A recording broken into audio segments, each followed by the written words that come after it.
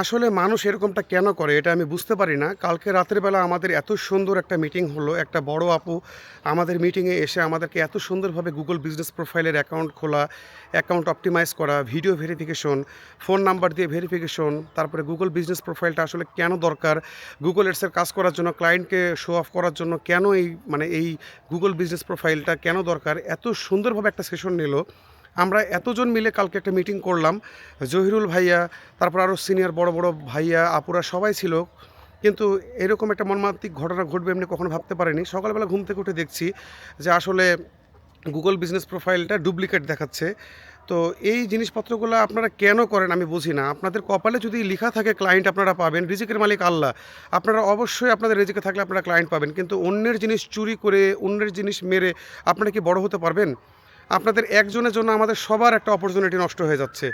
এটাতে আমরা সবাই কালার হচ্ছি যে এটা কে করছে। তো এরকম কাজ আপনারা খবরদার কখনোই করবেন না।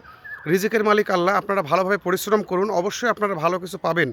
তবে বারবার এভাবে মানুষের জিনিসপত্র চুরি করে এভাবে আপনারা আগাতে পারবেন না। বেশিদিন স্টেবল করতে পারবেন না এই সেক্টরে। সো বেশি, বেশি করে পরিশ্রম করেন। আর এরকম কাজ কখনো করেন না। সবার উদ্দেশ্যে বলছি এই জিনিসপত্রগুলো খুবই খারাপ। আসলে মানুষের উপরে একটা ট্রাস্ট হারিয়ে যায়। সো আপনারা কখনোই এই কাজগুলো নেক্সট টাইমে করবেন না। আল্লাহর উপরে ভরসা রাখেন, কাজগুলো ভালোভাবে দেখেন। গ্রুপে এত সুন্দরভাবে বড় ভাইয়া, বড় আপুরা এত পরিশ্রম করে হেল্প করছে আমাদেরকে তাদের কাজের পাশাপাশি। তারপরে আমরা এরকমটা কেন করব? তো আমি দোয়া করি সবার জন্য কেউ যেন এই কাজগুলো করে না নেক্সট টাইমে। এটাতে করলে আমাদের উপর থেকে বিশ্বাসটা হারিয়ে যাবে সবার। সো নেক্সট টাইম কখনো খবরদার এই কাজগুলো কেউ করেন না। দোয়া করব আমি সবার জন্য, সবাই যেন বুঝতে শিখে। আর যে এরকম ভুল করেছেন নেক্সট টাইমে করেন না, আপনাদেরই বিপদ। ধন্যবাদ সবাইকে ভিডিওটা দেখার জন্য।